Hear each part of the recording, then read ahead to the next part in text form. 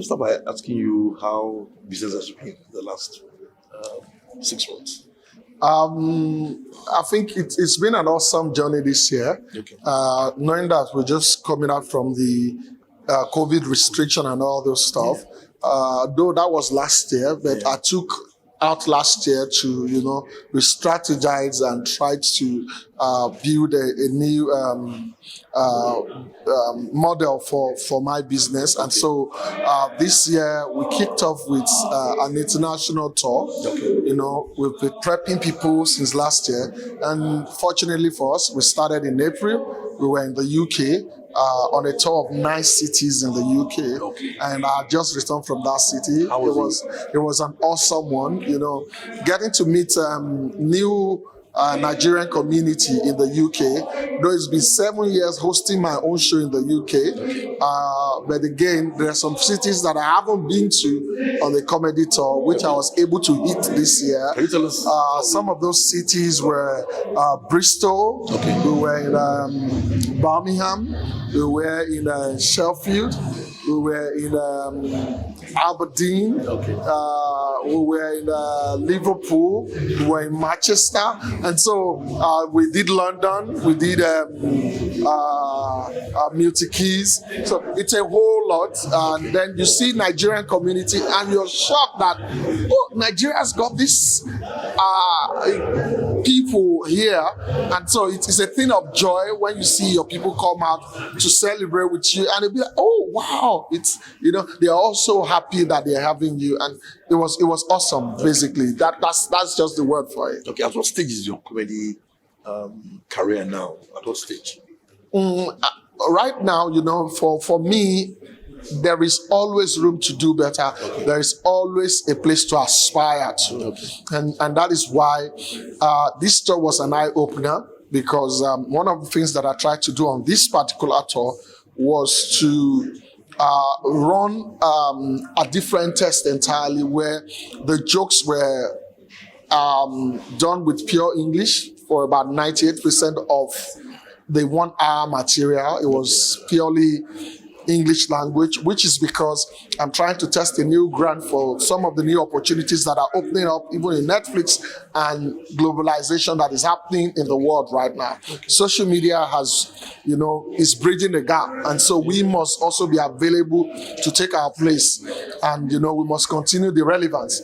And so it was indeed an eye-opener for me in that regard, to see that people enjoyed Seyi with 90% English, and then with maybe 98% English. And then at the end of the day, people are saying, no, we still want that your Yoruba touch to the jokes, This is because this is what people have seen and they know you with over the years. Okay. But we keep aspiring.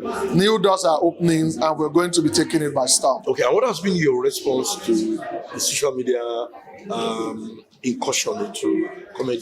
Now you have a lot of skits, new skits and all that. And have you been able to respond to all of this? One of the things is there is a place for stand-up comedy, and then there is the place for skit making. Okay. Whether we like it or not, they are all interwoven, because comedy is what we all do. There are some people that are no comedians that are just content creators. Okay. And then there are people who are comedians, but then they're skit makers. Okay. And so these guys are the ones that are opening the new frontiers of globalization. You understand? And all we need to do is to tap into that opportunity and also keep our acts out there for people to see. Okay. While people watch those skits, they also get the opportunity to enjoy our stand-up comedy, and they see two different things, are driving to the same result, which is evoking laughter amongst people. Okay. And so it is a good one for competition. Also, for the necessary next level that we want to get to, it is important that we see these guys as a motivating factor to get there. Okay. You understand? And we keep doing what we're doing. Our job doesn't change. Okay. And that is why right now, I think that for Nigerian comedy to get to the next level, we have to also come together and collaborate. And the reason why I'm saying that is because music has gotten to a level now that all other entertainment, genres of entertainment in Nigeria has to aspire to get to. These boys are closing out a 20 capacity O2 arena. We haven't had comedians who will be able to do a 20,000 capacity. Basketball has done 10,000 capacity before.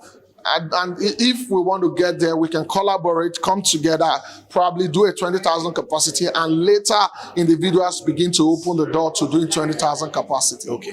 On stage a while back, you mentioned the fact that you're celebrating landmark this year. Can you tell us a bit about it? Yes, because I started the entertainment business in 2003, which is 19 years now. That means in 2023, I'm going to be 20 years in the entertainment business.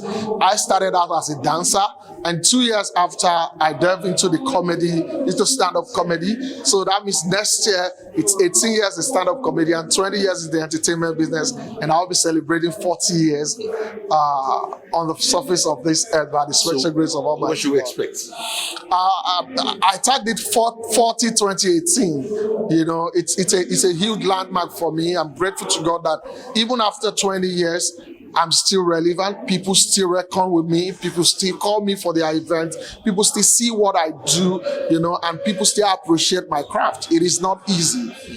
You know, I've seen a lot of people come in the business and they have gone. And here we are. What has been your staying power?